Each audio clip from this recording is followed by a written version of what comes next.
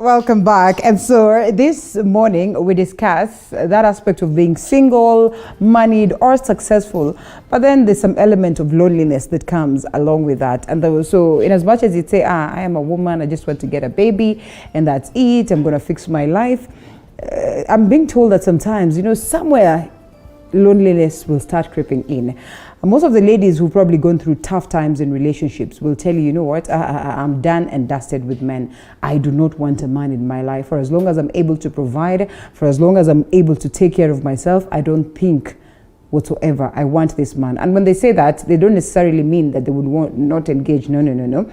They pretty much simply mean that they would just want to live their life. They are not married, they are not committed to any man, and that's just it. But does it really bring peace of mind, as they would say? Or there's more to that? It could be peaceful at this point, or maybe at a certain period, but then somewhere in between, you wish that you would have had a man, or somewhere in between you wish that you would have reviewed your stand, and maybe at that point it's a little bit too late. What informs this? And so we get into this discussion: single, successful, but lonely. So karibu sana. You are of course welcome to engage. #Morning Cafe at Linda_Lela TV47KA. Sometimes I always try to think of words to use when I am introducing these subjects that we discuss, so that I do not rub people wrongly, so that men do not come out to look at me as though I am encouraging some ills in society. And therefore that's why sometimes you see me stagger as I try to find the right words to use on the subject of the day. Single, successful, but lonely. Maybe you would not be in a position to tell us something about that because you're not single. I was single for long. You were. All right. Tell us. No, okay. I think we need to look at what causes people to be single. We start from that foundation. Some people are single because they are widowed. And in fact, that is the main single. Those are the key singles that we look at. Not the singles when you were young and maybe you're still trying out. The singles of after, being widowed. Yeah, most of them, it's not by choice. They were happy to be married and then they were widowed. And so they find themselves once again single. We've got the other category of singles, those who would have wished to be married and they loved the institution of marriage, but they never got a man to marry them, let's be real. And then we have the third category of singles, those who are married and then they divorced. Okay. Meaning they really wanted to be in the institution, but somehow it didn't work out. And then we have the fourth category, which is the new normal among that category, that says, I don't want a man, I only need a baby, so you need a man. Okay. If you only need a baby, then you need a man. All right. Yeah. Yes. So I think there are two ways to this. That statement does not argue true, because they say I don't want a man. I only need a baby, then I can take care of myself. So in essence, you need a man to give you a baby, then you take care of your social standard, and that is something that's happening. But again, I say it's also important to look at the underlying factors. What caused a lady to go to that direction? It is not because perhaps of her interactions with men. It could be because of where she comes from. She has seen a very abusive family. She has seen a very, broken family, and she's afraid. She does not have a mentor to tell her that you can still get the right man. Perhaps the mom was battered, perhaps this and this happened. And as a child, she ingrained it and said, I don't need them. And so later on in life, they realize, wow, I should have reviewed. Yeah. All right. Well, Dr. coming to you. I don't know whether this is applicable. And I mean, we're talking single, and for a moment we're thinking ladies. I don't know why we're not thinking men. But in most cases, it's always about, it's a woman who claims to be, okay without a man, and therefore they just want to live their life and make money and, open great companies, and it is successful, and to them that is fulfilling. There are quite a number of people who are single and lonely, and they are men. But today we are looking at the women. Okay. As just to add on what has been said, there is also the notion that everybody must get married. Okay. That aspect. Okay. And you see, when you put yourself into the box that everybody must get married, then if you're not married, then you almost feel like you're not complete. But is it not what life requires? That you get married at some point? The stages of life, you're born, you are at this stage, you get married, you get babies, and then boom, you die. Don't you think? I mean, let's be honest for a moment. Is it not what life dictates? You see, it's what God would desire, because when He created man, He created them two, male and female. Yeah. And He desired that two of them would live together. But through the processes of life, we realize a lot of things happen. Like if we go back to the ages, there were times, I think, in Egypt, boys were killed in such a big number. Yeah. And therefore, you can imagine some of the girls could not get married because boys were killed. Up to today, if you continue to look, men are dying faster than women. Today, if you look at the statistic of probably people who have been gunned down in this nation because of robbery, they are men. That is a man who probably would have gotten married, or somebody who was already married, and a woman suddenly gets into the singlehood. So there are circumstances that we cannot be able to avoid. And so we look at a situation where we find that we have almost thought that the perfect thing to be, which is okay, is to be married. Okay. But the reality is we need to face it, that there is a possibility that you may die or you may live all your life single and you may never get married. So when you put yourself into the box that I have to get married, then loneliness will automatically be able to set in. But if you do not put yourself into this box, the society is there to condemn you. So how do you deal with that?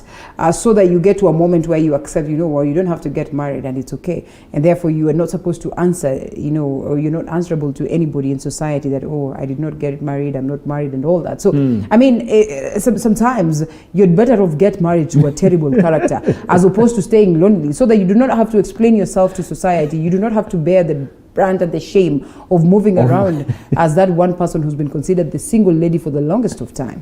Linda, you make me happy. Yeah. You know the way you're putting it, like, no, you better get married to something than at least be branded by yeah. the society. Yeah. I know the society is harsh because they expect, in fact, you go up country, you meet your aunts, they ask, what happened?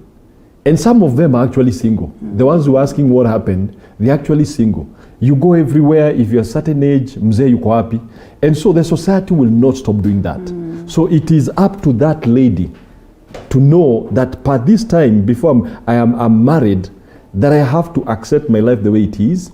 I have to be contented as I believe God for that good man, or if he doesn't come, then I have to settle the way I am. Because whether we like it or not, there are situations that may not be able to change. For example, maybe somebody has been widowed at around the age of 58.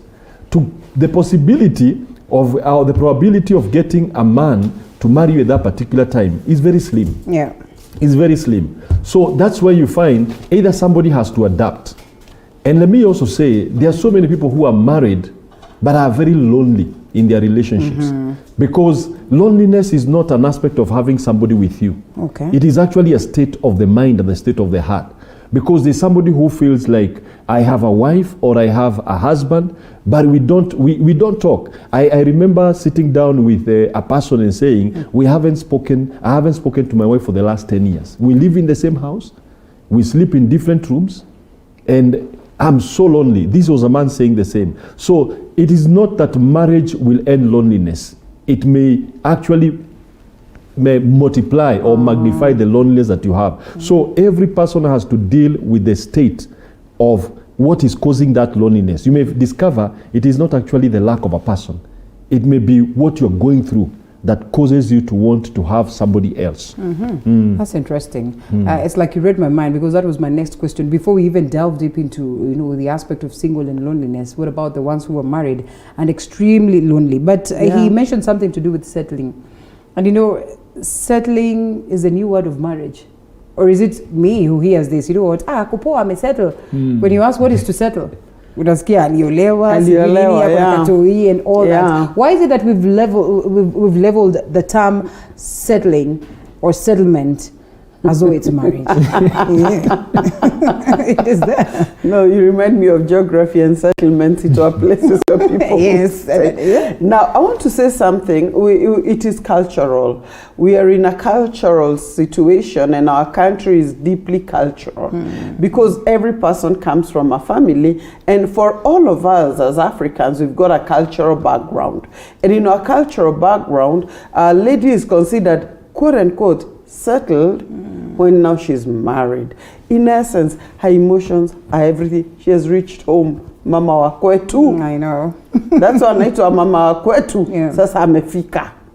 And I think that's a wrong notion, because for ladies who end up not married, live lives kind of like searching. And people brand them like, you know, you are not settled and you're not very safe to come for our children's birthdays, because our husbands will be around. And it has been very bad. Yeah. Let me say, the single ladies in our society are also going through a lot of warfare, because many people look at them and think, wow, you don't have morals. It's not true. Some of those, yes, may have gotten a child, but out of wedlock. It doesn't mean that this person is not straight in their morals. They could have done mistakes in the past, but you know, people review their pasts and people live right. And so most of them are judged like you're not settled. Yeah. You're always looking to settle. However, there are people who accepted their situation and they settled with their situation. And as Dr. Said, loneliness or being single is also a state of the mind. You can decide, I'm going to be single, I'll make the best of this situation. I'll make the best of this situation. Because you know, Linda, as a lady, you cannot marry yourself. How now can you do it? That's true. Kama hauna. And I tell people, don't go nyemelea in somebody's husband simply because you need a title. Don't do things that you know are not right. Don't marry somebody you don't like simply to appease the society, because you'll never appease the society. One day they'll say you're married, the other day watasema na huyo bwana ni mlevi, ama huyo bwana ni hii. So I think live for yourself, gauge your situation, and settle in your situation. Yeah. And so we're having a conversation with my friends, and there is this guy who now is talking to us, the lady. He says, you know what, you have to do all it takes to keep that marriage, to fight for that marriage. Because if you do not, then you go out there in the world, you will probably start practicing high-end prostitution, because you feel like you're up there at the bar, and you know, it's Linda, she's on screen, she's able to at least, you know, take care of herself, you know, maintain the bills here and there, and therefore she will not probably be keen to getting another man into her life, but then she'd be like, okay, well, I'll be getting someone to give me satisfaction and everything. And so to them, it's like, you know what, you don't want to get to that point. So instead of getting to that level, and you will be labeled badly by society again, I would rather you struggle your level best, however tough things are, to keep this marriage. Well, partly we would say, you see, the desire for, let's say, humans, and the desire for even God is that we keep our marriages. Because if I compare it to a business, if you don't struggle to keep that business to the good end, where you work hard, even if the business looks like it's failing, you will end up probably in a position where you're begging people. Yeah. You're in a position where you require, there's a need that you have as a human being, and because it is not met by your business and it has collapsed, then you will go out there and start asking people to help you here and there. So whether you're a man or a woman, if your marriage collapses, and you had not done enough, you may end up reaching a place where you feel there's a need that has to be met. Okay. And because it may not be met by somebody who is into your life at this particular moment, you may end up compromising. And that is why you find it is actually easier to work on your marriage. You know, at the end of the day, you find when you're single and you are probably moving to that place you're talking about, maybe high-end prostitution, you also have to manage something, because you begin to be labeled, you begin to be called names because of what you're doing. And yet, if you stayed in that marriage and try to work, and I know there are times marriages will fail, you try your best and there is nothing you can do because one person has refused to do their part. Now, there is no option but maybe sometimes to just lift up your hand and say, this is done. But as you say, the best option will be to work on that thing, because if you don't work on it, then most likely you will go to a situation where you'll end up being branded because you're trying to reach out and satisfy a need that you have always wanted. So the thing is, the best way is, if you fall into singlehood, then already define what you want it to be to the end. Okay. As Doctor has said over here, it is actually worse when you now begin to pursue, maybe if it is a woman, you begin to pursue other men that belong to women. The pain that you will go through because of the name calling, even in the society, you will not be respected. People will look at you. You may be looking okay, but deep inside you know that you have an ounce of almost zero respect. Dr. Ari, is it normal to feel lonely? Just picking up from what Dr. Julia speaks of, is it normal to feel lonely when you are single? Because I would want to believe, if you look at it as though it's not a normal thing, then ideas will start cropping up in your mind. That's when then you'll start looking at somebody else's husband as as one that would come in to fill in the gap that he says. So if you are at a point where you've not defined what it is that you want your singlehood to be all about, and therefore this need arises, that need, I would want to look at it as what then we term as loneliness. Is it okay, and how do you deal with the same? Number one, I'll say you can be lonely whether married or not married. That is a fact on the ground, and it's important for a single person to embrace the challenges that arise with singlehood. Okay. As much as even in marriage, there are challenges that arise in marriage. And so a human being needs to look at it and think, wow, this is what I would be in the picture to do. Now, I think especially for the women, women have got an ability from a certain age. They've got an ability to switch off their minds from certain dimensions of loneliness and focus. I tell people, focus on things that are adding up to you value. Focus on things that will add value. Perhaps it's a new something you wanted to do, a hobby, a career, and at times it's about career, you have already reached your apex. So now begin to develop games. Use your energy doing the right things. Look forward to people. Have a support group. And this support group is not necessarily that you are all so lonely. No, it is a support group of friends who want to interact together, to go out together, enjoy a cup of coffee together, talk, laugh, and go home a happy person. It's important people realize that happiness is found within you. Fulfillment begins from within you. Because even wamamas who are married, na bado wanahanya huko. That's true.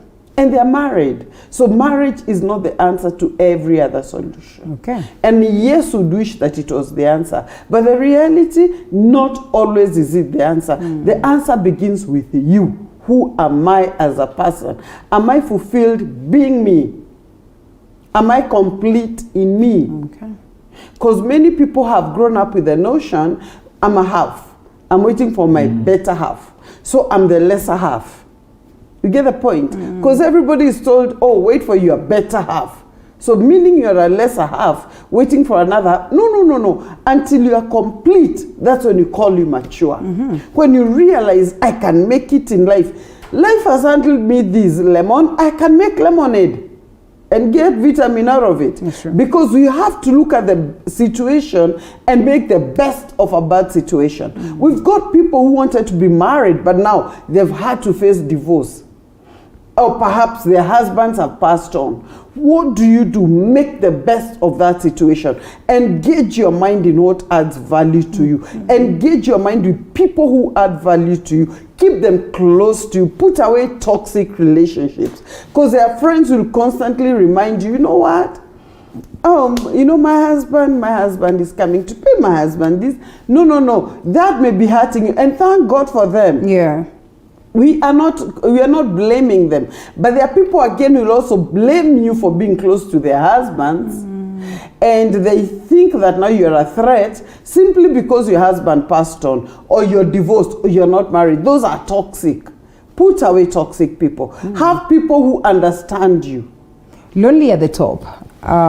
is a challenge. And most of these ladies who are there, they've made it in life, they're doing well, but they're not married or they're maybe not in relationships, will tell you that it is hard to let go of the ones that you think are toxic and actually get to accommodate the ones that would be good for you, because they look at you with lenses or different lenses that, you know, she's that classy woman, she does her thing, she stays somewhere in the corner in the office, and therefore that one, you know, is hard to even go to. And therefore, I've had this statement, and I would want to believe, I look at you, and sometimes I think I would want to believe that you probably have gotten the same, that people look at you and they think you might be extremely arrogant and, you know, like, they would rather keep off. You appear as though you would not even say hi to anybody and all that, which in most cases is not the case. And therefore, if this person were to reach out to you, they don't, just because they have judged you based on how you carry yourself, based on how you look. So in as much as you'd want to accommodate them.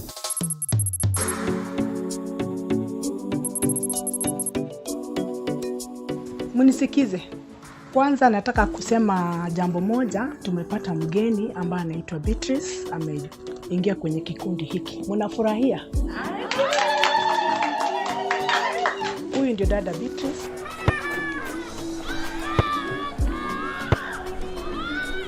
Japo kwa kuna mama tu mmoja anaitwa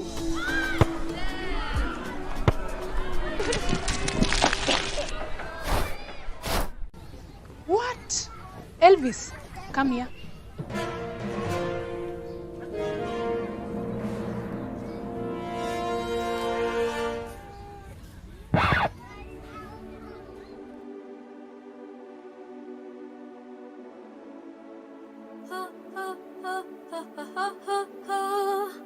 Washer Ultra Detergent, unlike your ordinary washing powder, is formulated with 3D enzyme action designed to remove stain, kill germs, and make your laundry super clean. With ultra concentration for that one handful wash, plus a smooth fragrance to put a smile on your face.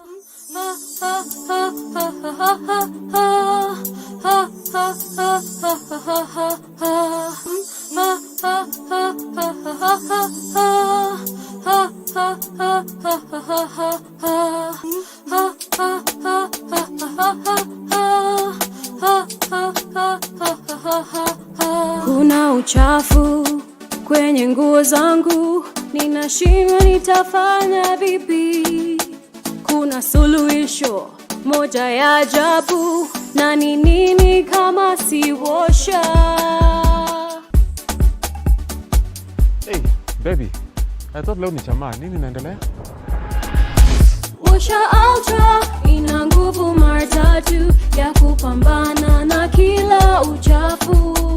Washa Ultra ni sabuni ya ajabu. Sisi sote tung'are na washa. Washer Ultra. Happy hands, happy clothes. At Global Precast Panels, we have the best quality, durable and affordable precast panels to suit all your needs. Manufactured under a controlled environment, we have the best precast concrete panels, precast concrete floor slabs, precast concrete perimeter wall, precast concrete columns and beams. Our panels reduce construction cost by up to 40% with absolutely no plaster required, including added soundproof benefits, convenient four-story buildings, schools, offices, residential houses, hospitals, and warehouses. Take advantage of our free transport. Contact us on 0702 24 7267 or 0796 24 7267. Global Precast Panels Limited, your reliable option for efficient construction. These are the sights and sounds of a working nation. There are no shortages to remarkable ideas. What's missing is the will to execute them. You need to stay relevant. If you don't, you're going to fade off.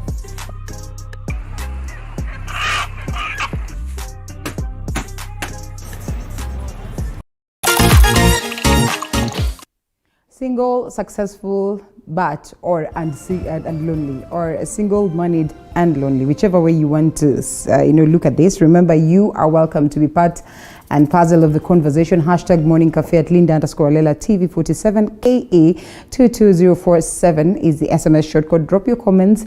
We sample them as we proceed. You can as well call us live. The numbers are running down on your screen. So you tell us your view on the same. We all agree that there are levels in life that, you know, you just get single, you just get lonely. Honestly speaking, how do you deal with that, especially at a point when you're single? I mean, you're better off when there's someone you can run to. But as the Daktaris would say, again, there are people who are married or are in relationships, but they're as well lonely. You might not understand this until you probably get to that moment. If you've not, then you should try your level best to make sure that the next relationship you march into, you give it your all. You make sure that your partner also, you know, understands the importance of giving it their all, so that at least together you are all happy. And so to that very point again, before we go to Dr. Julius, and we make it brief to allow him also come in. I mean, there are scenarios that you really want to get rid of these people that are toxic and get, you know, close to those ones that are, you know, good enough for you. But they look at you as though you're at another level. That's why we said single, successful, or single and moneyed. Yeah, you know, the higher you go, actually, the cooler it becomes. And that is just the absolute truth, that the higher you rise in life, the lesser people you have around you, because again, you cannot be bleeding on your juniors. That, you know, I'm so lonely. And then this person comes and looks at you and thinks, you're giving me instructions. I know something about you. You know, so at times, I'm not saying that you cannot befriend them, but you cannot bleed on them. You need, and that's why I say something. Yes, you could be up there in the echelon, but don't allow money to dictate your life. Don't allow status to dictate your life. Because so many people are dictated by the amount, their paycheck, they are dictated by where they stay, and they forget perhaps that very simple lady, not necessarily in your organization, that simple lady somewhere who's been smiling at you could make a very good friend. And that's why people need to be real. Where you remove everything else, all your crowns, and just lay them down and ask yourself, who am I? What kind of a person do I flow with? And you know, yes, people may think that perhaps you're there, so it's hard for people to blend with you. But I always say, be friendly and show yourself friendly to gain friends. You can never gain friends unless you show yourself friendly. So at times, it is a choice. It is really, really a choice. It does not mean that everybody up there is toxic. No, you can get friends still at your level who are very good, very accommodating, very friendly. It could be that even the toxic ones are the people you left behind. Right. Yeah, so it's important for everybody to sit back, whether married, single, divorced, whatever, and ask themselves, what kind of friends am I keeping? Are they propelling me to where I'm going? Are they making my life better? Or are they making me feel more miserable? And if they're making you feel more miserable, it takes a very hard decision to decide, now I don't need to tag along with you anymore. I will not hate you, but you're not going to be within my close circles. And you'd rather have one or two friends who are real and genuine, they'll always be there for you, than have a party of 50 friends who will constantly keep pricking you with the pain of where you have come from or of your situation. Making these hard decisions, Daktari, and I'll tell you, I think the other time I said that women don't go back socially. While it might appear like it's just a lazy statement, trust me, the struggles that we have to date a person who's not driving after we've dated one that was driving, I am telling you, is hard. The struggles that we have to date a person who now takes you to the bush after there's one who's been taking you to this luxurious hotel, I am telling you, is hard. And the same struggles we have when you step a notch higher in life, to look at this person who's right behind you, to even imagine that you're going to date them, you look at them as though they're overambitious. You're being real. Yes. You're being real. And you're saying the truth. It's not only women. It is human beings. The moment they have tasted a certain level of a life, they wouldn't want to go down. But I look back and I say, now the same woman at the age of 50 or 60 then suddenly reaches out to a Ben 10 who does not have money, buys a car for him, gets an apartment for him, then now he begins to enjoy that life. And yet he refused to get a man who would be committed to marry her, probably who is in the same state or even at least he has some intelligence that he can be able to, maybe ukimsaidia aweke biashara, he can actually grow it. Yeah. Now you go to a Benten who probably will never grow a business. All they do is to rely on you. So if you look at the reality of life, you find it becomes more expensive to maintain somebody who may never change because they rely on you. But yet another person may be supported for a little while, and suddenly he comes from the bush and now actually takes you to better places than you ever thought he would take you. And you know, I will still say, you know, a lot of people, when they have gone to the top, they eventually go back to the... Did you see the Naivasha thing? That's true. They were all going back to the bush. Yes. Because naturally we want the bush. The bush. You know, There's a thrill that comes with that. There's a thrill that comes with natural life. Like what the doctor was saying here, that eventually all of us hunger for that moment. You know, when you're in that car, you miss out that life where you can stop by the road and buy maize and just chew it, or buy sugar cane. And that is what people are missing out, the real life. But if you refuse, that's why I say it's always good to keep on a check on life. Yeah. When you step up the ladders, make sure that you step back a little bit and go back to the places that you used to go. There are people who want that. They know the only shirt they would enjoy wearing probably is found in Gikomba. But they are afraid to go back there because people will say, ananunua vitu za mitumba. And so they miss the life. And sometimes I even look at our leaders. You know, sometimes our leaders, you can see they want to mingle with people. Right. They want sometimes to say hi to, you know, guys, they want a normal life. But they find it so hard to go back there because people expect them to stay up there. So the reality is this. I would say, always remember to step back once in a while. Don't allow yourself just to go up, up, up, up, up. Step back a little bit and keep tabs with the people that you left behind, because those are the same guys you may find they are so real. You know, up there, sometimes up there it's not real. People pretend a lot. Then they go back to their houses and they are so lonely. But you go outside there, a guy is hungry, he tells you, I'm just hungry. A guy is breaking up with his wife, he tells you, bubi ameleta shida, lakini uko juu. But guys are just pretending, ladies are just pretending, I'm okay. Okay. So the thing is, all right, remember to step backwards kidogo. I don't know whether that is an answer or a solution to this statement by one Sarah Serem. We all know her, and I'm using this because it's something that she said, you know, in black and white and, you know, in broad daylight. This is her argument. Success comes at a cost, my friend. She says, adding that having a self-contained corner office and employees at your beck and call can make you very lonely. And she argues that once in a leadership role, many women report feeling on their own, lonely and lacking support. Yeah.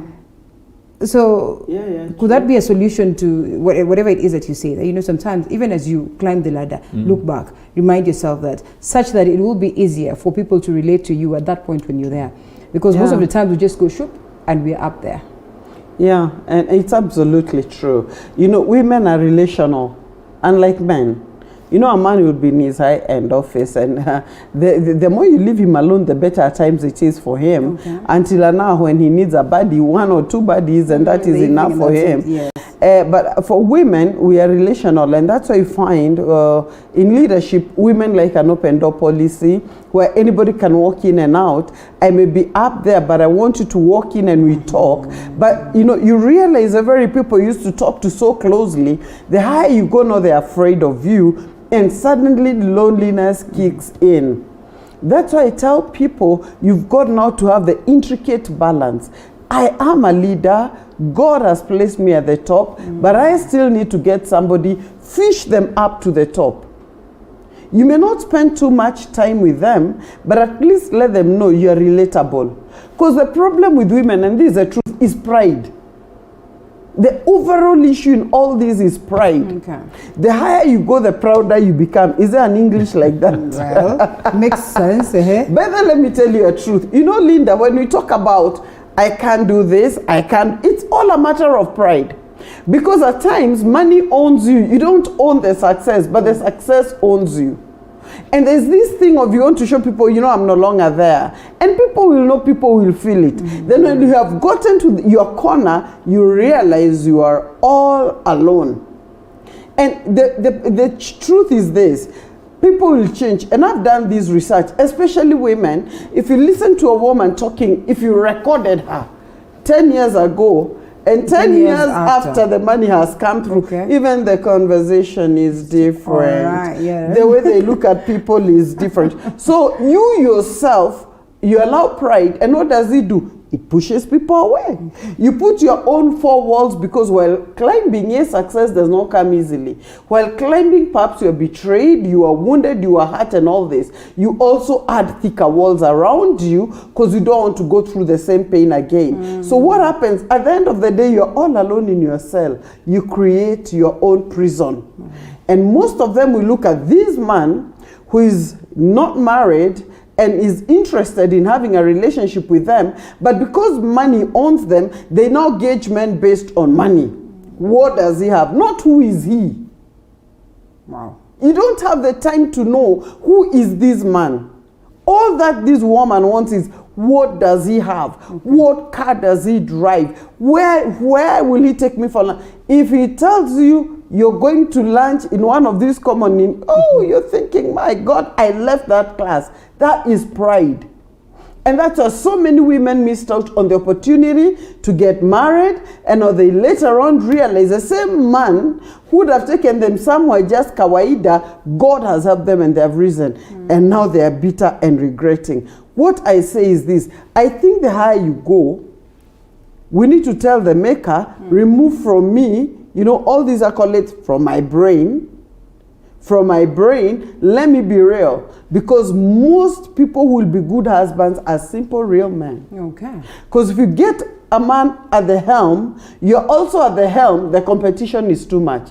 You'd rather get a man doing his business. There are people doing business, Gekoba and everywhere else, and they've got money. That's more true. than those women in the accoladed place. Then get that man and help him to become the kind of a man you don't want him to become. That's the role of a woman. All right, a role of a woman. Sometimes we sell too much that maybe is not necessary. I'd want to go and sell my class.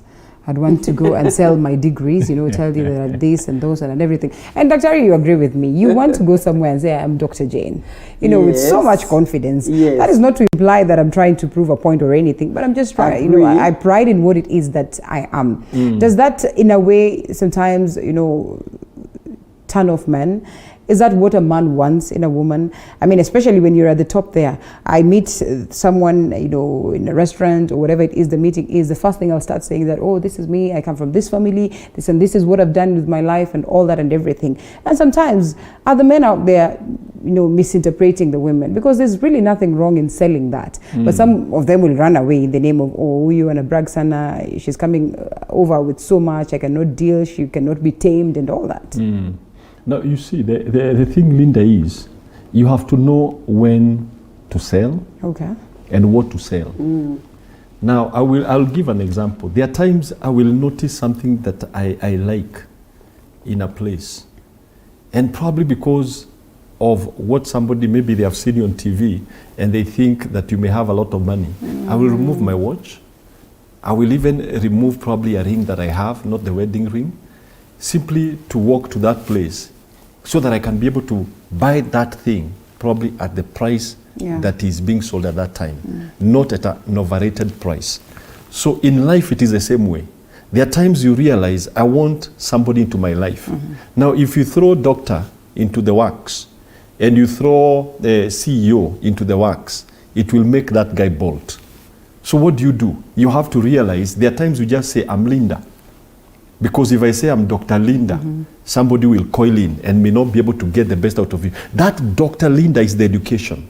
But the character comes from the person who has grown up all those years before you became a doctor. You are named Linda. That's what people are looking for. They're not looking for the part of what you have and the addition that you have. They're looking for the character. So I will say, just like she's saying, it is so important to realize when to remove the accolades, the titles, and all that to be able to receive from somebody or to get something that you've always wanted to be. Now, there are times you have to leave your car far away. Now, some women will go to a meeting. You're going to meet this guy who doesn't have a car, and the first thing that you throw on the table is a bunch of car keys. And you say, I don't know whether my car is safe. outside there. I mean, you know, do they steal? And the guy realizes he came walking. It's only that he wiped the dust off his feet when he was just about to get in. And immediately when a man hears a car, he's like, I don't have a car. Then he already removes you from his league. So the thing is just being able to have that balance and knowing when it is right to use the things that you have acquired and the titles that you have acquired and when not to use them. Why? Okay, let's talk about Kenyan men. Why do they fear this kind of women completely? Yeah, because number one, they're afraid that these women won't be submissive, which may not be true, but before they get to know, and what Dr. has said is so, that is the nature and the character of most men. When you appear to them, you know, men are competitive, men know I'm supposed to be at the helm, and when you come to them from a higher level, and you're bashing them with this is who I am, this is what I have, this is where I live, this is my car, kindly go help me park that car properly, and they don't know how to drive. And I'm not saying that I'm encouraging laziness in men. Yeah. Neither am I encouraging them to have nothing. No, but life is it's a process. Life is a process. But what I'm saying is most men will fear this woman will not be submissive. This woman will not be bossy. I will not feel like man enough to this woman. And I tell every wise woman, you may have everything, but if you know this man, you're ready to make a life with him, go as you. Take an Uber. Get to know each other at your level. I've seen a lot of ladies get very successful with that. You know, get to know each other from your levels. Then from that point, as you get to know each other and as you realize that we can relate, let him get to know you one step at a time. One step at a time. You know, if you come and spill everything on the table, you're trying to tell me, I'm hiding behind all this. I'm hiding behind all this. So who is the person beyond all that? Let them know each other. You know him, let him know you. Then from there, let him get to know, oh, you work at this place, okay. Oh, this is what you do, all right. You know, by that time he'll have been confident enough. He'll have known that things don't make you. You make things happen. Yeah. Okay, well, and before we even get, because mostly we say the reason why we bring great minds, it's because we seek solutions. And therefore, we do not want a scenario where we can say it's fine to be single. And, you know, now you see most of the ladies out here lonely, miserable, and all that. Before it gets to that point, and in most cases you find that, you know, you're in marriage or you are in a relationship and it's going all rosy and good until that point where career-wise you are taking a very sharp trajectory upwards, and which is a good thing, worth celebrating. But it's at that point where we lose this relationship. At that point where, you know what, you decide divorce. I have had this statement for the longest of time. These women who are able to buy them, I mean, they can sustain their lives, can easily walk out of marriage because they feel, after all, I have that financial strength to manage myself. Some of them, or majority of them, will cling into this relationship simply because, I mean, where do I go? I have babies. Who is going to fend for the family? Who's going to fend for me and all that? And therefore, they'll stick around. So, successful, you know, moneyed and all that. How do you make sure that you're able to balance your career or your source of money, you know, and balance your relationship as well, not to lose it? You know, one thing, Linda, it's so important to realize, why did you come into the marriage in the first place? And what did you come with? Because most of the times you find people will come in with nothing or very little. And then you, as people begin to grow financially, then definitions begin to change. And marriage is all about interdependence. It is not about dependence, but interdependence. Now, when you depend on each other, but there are times where you don't have to be totally dependent on the other person. Now, if you don't know when to depend on your spouse, then you can fall to a place where you are so independent, and that does not build a marriage. Independence in marriage usually will end up breaking it, because you came together because you are like, I need something from you, I value something in you, and suddenly you reach a place and you say, now, my money can give me the security that I needed. My money can be able to buy me the clothes that I wanted you to buy me, because probably you came in because you wanted clothes to be bought for. And now because you've got the money to buy the clothes, then you can say, now, I don't need you. So that is what people need to learn that when you come into marriage, you need to clearly define on what you came in for. What are the values that you are looking in that person? If you're coming in because you wanted provision, then when that person is not able to provide, you are likely, and suddenly you have reached a place where you can provide for yourself, then you can say, I don't need you. If as a man, you looked at this woman and you said, the only thing that I came to meet you for is because you're beautiful, and then suddenly you don't see her beauty any longer, then you begin to say, I don't need you now, I go for something else. And that is the thing that we are saying. Find out things that are not necessarily physical. Because when you put physicals into a relationship, most likely the physicals will either decrease or increase. And when they decrease or decrease, then you can be able to say, I don't need you. But when you look at the values inside the person, the character, what does the person stand for? When I walk with this man or with this woman outside there, what do people see? Then you'll find that becomes more valuable than when you place things on the table. Because things will always either increase or decrease. We are, or some of us are not endowed with the capability of knowing what the future holds. And sometimes, those who've been there will tell you, be very careful. If you can't keep this one, Linda. And Linda is there thinking that, I can manage. I don't think I genuinely do not need a man. You are hard-headed. While those who've been there tell you, it's not easy.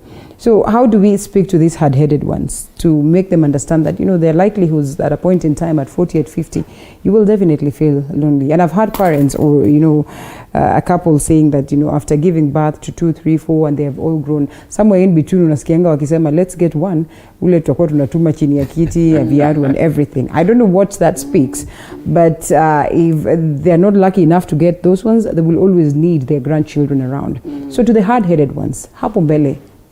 Yeah, what I'll tell the hard-headed one, you just don't walk out of a marriage. And I want to tell the women that getting a man to marry you is not easy, and praise God you got that one who told you I want to marry you, and vice versa. Even to a man who finds a good woman, they don't come easily. So I tell people, what can be resolved, let it get resolved. Let the solution not always be the door. Ati mnagombana, nimechukua mizigo kwa madhe. Because it starts that way. Megombana, there is no conflict resolution. Look for counseling. Add value. Add knowledge to how to resolve conflict. Add knowledge to your communication skills. The two of you. Try to as much as you can. I tell people, unless there is physical violence, unless there is, there are things that will tell you, Aish, this one, I can't. It is actually hurting me more than building me. Unless you get to a point where you feel this thing will stress me to my deathbed, and actually have consulted the people who be, and they tell you, we all agree, fight for it. Fight for it. Yeah. Dr. The very same question, the hard-headed ones, because it's really important that we talk to them, we speak to them. They're those ones who've left their marriage, and another good person comes, but they still are locking them out. Or if they're not locking them out, they just want a simple arrangement where, well, let's just be this, but you do not come into my life in totality, because they tend to think that theirs is fulfilled, and for the rest of time, they'd be able to manage. In life, you will realize sometimes you will have bad experiences, but a bad experience does not necessarily mean that that will be the norm. You can have an accident today, does not mean that you'll never ever again drive a car. So don't judge a person by what they have done once or twice. The thing is, in every relationship, now to that person who is saying I need to walk out of this so that I can get another one, we've discovered, according to research, shows that most people who divorce are likely to divorce again and again, because if they don't solve the issues, probably the husband or the wife was saying every time, wacha kelele, and eventually you divorce because of that kelele, and you never sort yourself out. You go to the next relationship, that will be the same thing that will cause you to be thrown out. So I'll say this to the people who are having issues: it is important to go back to the table, because pride is what keeps people away from solving the issues. You're like, I don't want to change, and the other person says I don't want to change. So eventually people walk out. Now the other person who walks outside there and says I will never get married again, I will say, get healing for your wounds, because those are wounds speaking. And when wounds are speaking, you'll always see everything else as pain. But the moment you allow your wounds to heal, and that is where now doctor was saying here, go to a counselor, talk to a counselor so that those wounds can get healed, and you are able now again to expose your heart to maybe a better relationship. Also look at your contribution. What caused that marriage? Because in every breaking of a marriage, both of you are suspects. All right. It is not one person. It's not one person. Both of you are suspects. All right, that's what I hear. You know, sometimes unaambiwa kama alidivorce, muangalie mara mbili sana, wejiulize ni nini ili happen before now that you want to get into a relationship with them. I know we cannot always exhaust everything about these subjects that we pick, but I am always glad that there's something to take home. There are a couple of things that the doctors have mentioned that are really, really important, that would be helpful. So how about you pick them up and say, you know what, this could be a guiding factor, and maybe, just maybe, it will save you from the troubles of life in future, something that you'd have easily walked into and regretted for the rest of time. Thank you for your feedback. Today I decided I won't go through them because then they would cut the time that we have, and of course we leave it at that. Remember, we're talking about single, moneyed and lonely. If you are joining in now, our social media platforms will be having this conversation. You can as well go and pick those great points that we have talked about this morning. Dr. Jane and Dr. Julius the Kimanis, thank you so much for your time. I think we close it at that at this particular point. Remember, we still have the proceedings of the BBI bill that are happening in the Court of Appeal, and therefore we'll be having live pictures